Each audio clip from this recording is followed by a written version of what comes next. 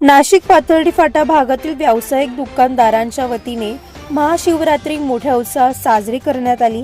या ठिकाणी यंदाचे 14वे वर्ष असून व्यावसायिक दुकानदारांच्या वतीने महाप्रसादाचे आयोजन करण्यात आले होते।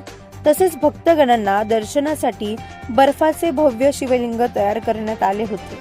आज 15 फेब्रुवारी 2026 महाशिवरात्री निमित्त आमचं Bhagwati auto electricals, Nilesh automobiles, Ekvira automobiles तर्फे महाशिवरात्री निमित्त खिचडीचं आयोजन केलेलं आहे। आमचं हे 14वं वर्ष आहे।